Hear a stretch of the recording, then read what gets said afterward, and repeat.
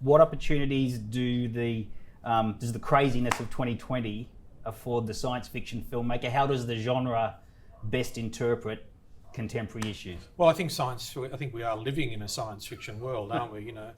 It's not exactly the one that I was hoping for when I was a kid, but it's I think it's science fiction is almost now documentary. It's really part of the fabric of our world. Technology is developing so quickly, with all the implications that technology creates, all the moral and ethical implications.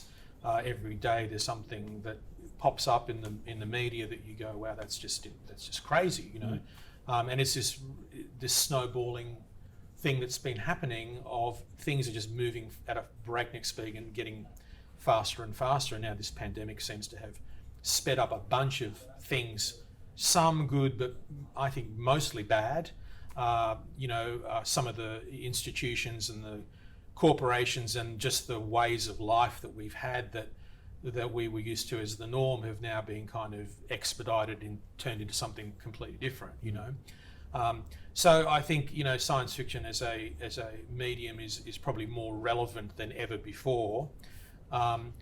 Sadly that coincides with, the imminent death of the big screen and the lack of original science fiction storytelling in the movies. It's like I don't consider Marvel and superhero stuff science fiction, though it is kind of a subgenre, but I don't consider it. I grew up with the old school science fiction literature of, 2001: A Space Odyssey was the film that made me want to make movies, and so there's a lot more in the genre that movies just can't offer, or don't want to offer, So that's the downside of it, but it's still, I think it's still a medium that is extremely potent, and I think deserves to keep having people struggle to tell stories in that genre. I guess finally, with the Science Fiction Film Festival, Sydney Sci-Fi Film Festival, just around the corner, we're talking to a very impassioned fan base, the science fiction, fantasy, horror genre fans. I'll get you to do my job for a moment. What should a good festival director aim for with a festival like Sydney Science Fiction Film Festival? If I could do your job, I would do your job, but I probably can't. I'd do yours if I could. Yeah. I'm just thinking about the ones that I've been to. I mean, I think part of the fun of science fiction, fantasy type festivals is often what goes on around the films as well.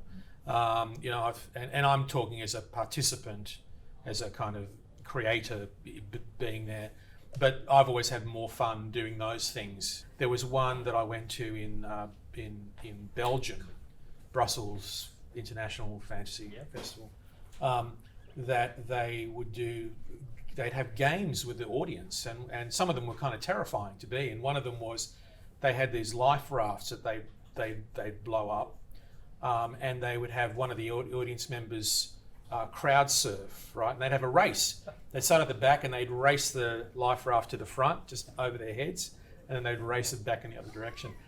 Not a very COVID safe I was going to say, that may be a tough one to pull off. Yeah. So I'm sorry I don't have any appropriate knowledge to impart. But I guess what I'm trying to say with that is a lot of that peripheral stuff is what makes them so much fun. Sure. And being with a bunch of other people who, of course, are as mad as you are in the audience is great, so it lends itself to those sorts of crazy activities, We're looking forward to you being part of the Sydney Science Fiction Film Festival, November 19 to 21. We're certainly looking forward to you being part of the ACA Masterclass Acting program as well.